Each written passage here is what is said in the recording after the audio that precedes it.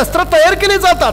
महाराज चकित झाले. महाराज ही आमची शस्त्रशाळा, इथं वेगवेगळी शस्त्र बनवली जातात. महाराज पाहत राहिले. महाराज ही आमची अश्वशाळा, इथं जातिवंत घोड्यांची पैदास केली जाते. महाराज बघत राहिले. आणि महाराज ही आमची हत्ती शाळा, हजारोंच्या रांगेने उभा असले कर्नाटकी बुलंद आणि बलाढ्य हत्ती नजरेत मावत नव्हते, डोळ्यात ठरत नव्हते. अरे कोण सामर्थ्य, कोण सामर्थ्य. महाराज भारावले, भारावले, पुरते भारावले.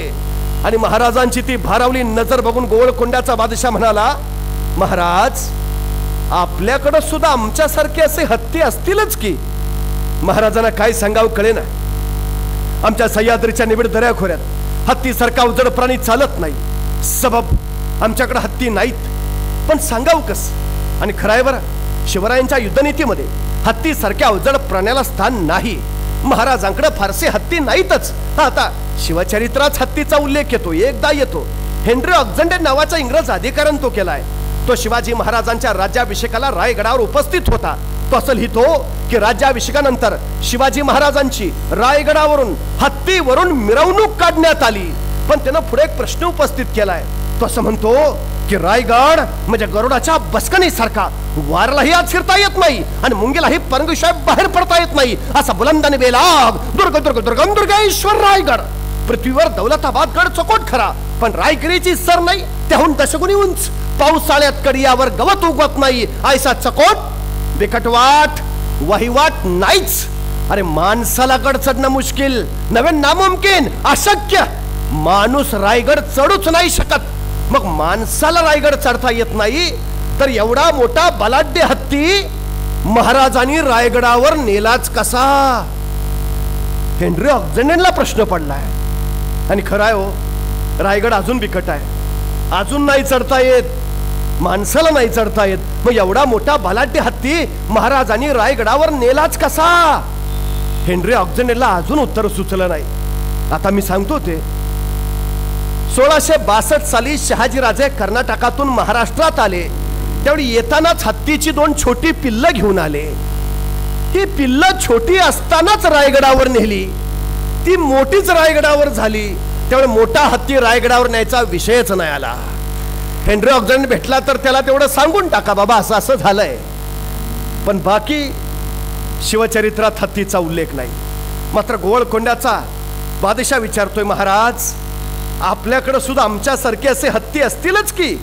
तसे महाराज म्हणाले, बादशहाजी आमच्याकडं तुमच्यासारखे असे हत्ती नाहीत, मात्र हत्ती सारखी माणसं जरूर आहेत. पण गोवळकोंड्याचा बादशाह त्याच्या पुढचा तो म्हणला, महाराज आपल्याकडे आमच्यासारखे हत्ती नाहीत, मात्र हत्ती सारखी माणसं आहेत. मग महाराज त्या हत्ती सारख्या माणसातला एखादा माणूस येताना सोबत आणलाय का. महाराजांच्या शेजारी येसाजी कंक उभा होता. महाराजांनी येसाजीच्या पाठीवर थाप टाकली आणि महाराज म्हणाले, हा त्यातलाच आहे. तसा गोवळकोंड्याचा बादशाह म्हणाला, हा येसाजी हत्तीसारखा, हत्तीच्या ताकदीचा. मग महाराज तुमचा हा येसाजी माझ्या एखाद्या हत्तीशी झुंज खेळेल का. तसा येसाजी सरदिशी पुढे झाला. आज्ञा द्यावी महाराज. आणि महाराजांची इशारा झाली. येसाजी रणमैदानात उतरला. एक मध्यातून बलाढ्य आणि बुलंद हत्ती सामन्याला. नजर विकार नेत्र जारी. त्याचा कर्ण कर्कश चित्कार घुमला आणि माणसाच्या कान ठळा बसल्या. ए ए ए ए ए वेडे येसाजी, नको नको नको पुढं. ए हे चल फिर माघारी, मरशील फुका.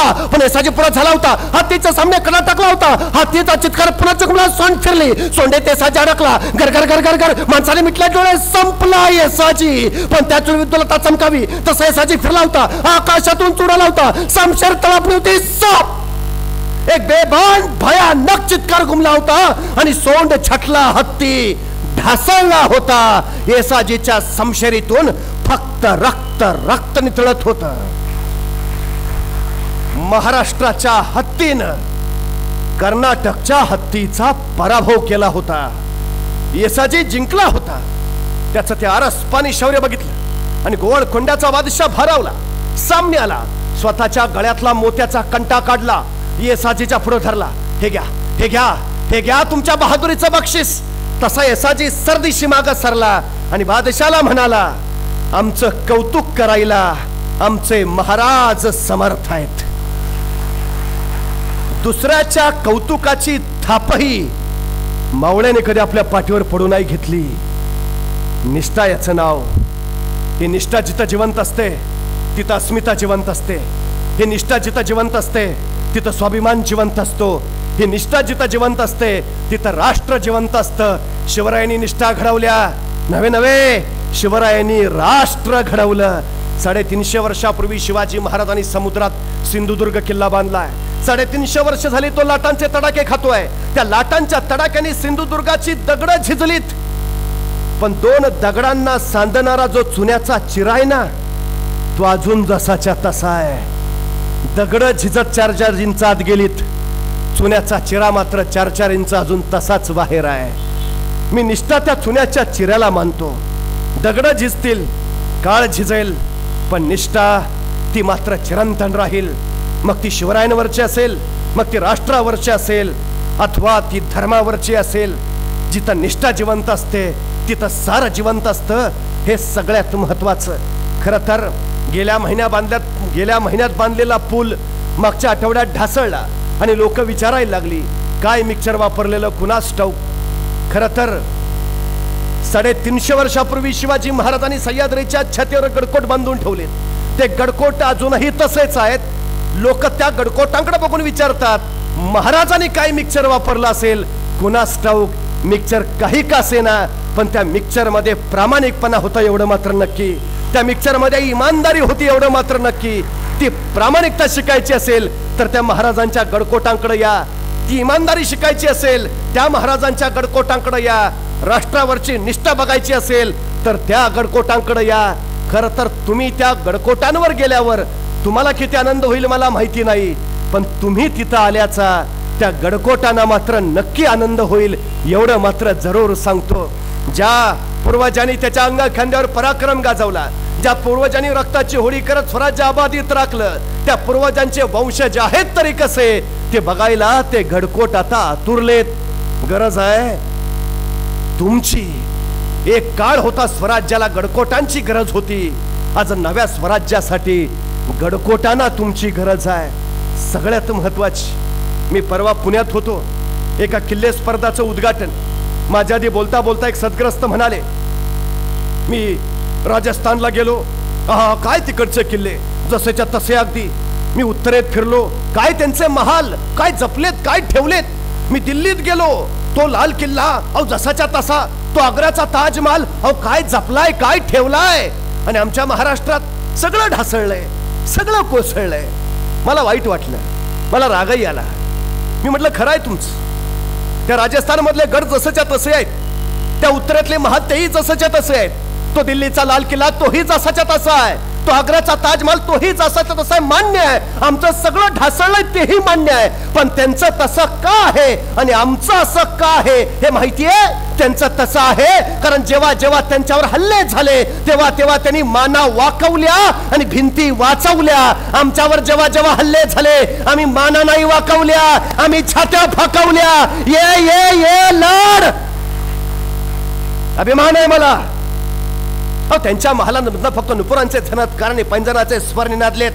माझ्या गडकोटाच्या भिंती मधनं हर हर महादेवचे जागर झालेत.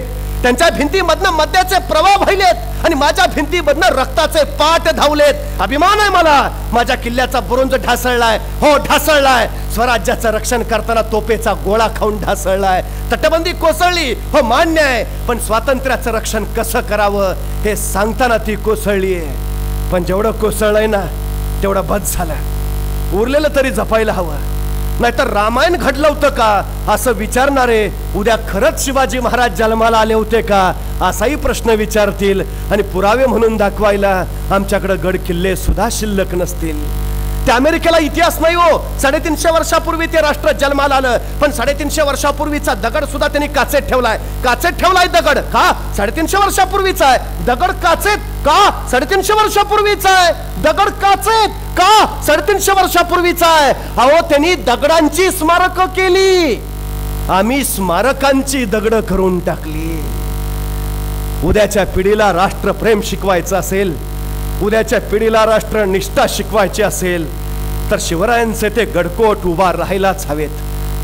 आणि त्या गडकोटांच्या उभा राहण्यासाठी त्या गडकोटांच्या पायापाशी असे लोकमान्य कट्टे सुद्धा निर्माण व्हायलाच हवेत.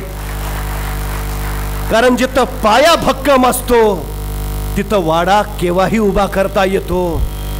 तुम्ही कुठलाही वाडा बघा, भिंती ढासळतात पण पाया मात्र जसाच्या तसा असतो.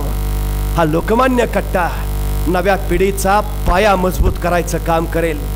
हा लोकमान्य कट्टा त्या नरकेसरी सारखी स्वातंत्र्याची गर्जना ठोकणारा ठरेल.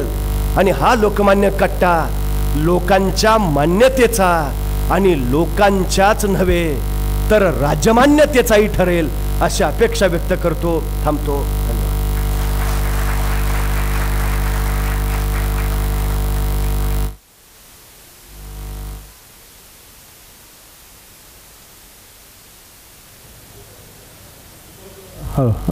खरोखर अतिशय सुंदर असं शिवचरित्रावर व्याख्यान आदरणीय प्राध्यापक नितीन बानगुडे साहेब पाटील साहेब यांनी या ठिकाणी दिलं. त्यामुळे खरोखरच लोकमान्य कट्टाच्या वतीने आम्ही त्यांचं मनपूर्वक या ठिकाणी आभार व्यक्त करत आहोत. आणि त्यांच्या पुढील वाटचालीस या जोगेश्वरी विधानसभा क्षेत्राच्या वतीने आदरणीय राज्यमंत्री रवींद्रजी वायकर साहेब आणि सर्व परिवारांच्या वतीने आम्ही त्यांना खूप खूप शुभेच्छा देतो. आणि हा आजचा लोकमान्य कट्टा तूर्त आज या ठिकाणी संपला असं मी जाहीर करतो. जय हिंद, जय महाराष्ट्र.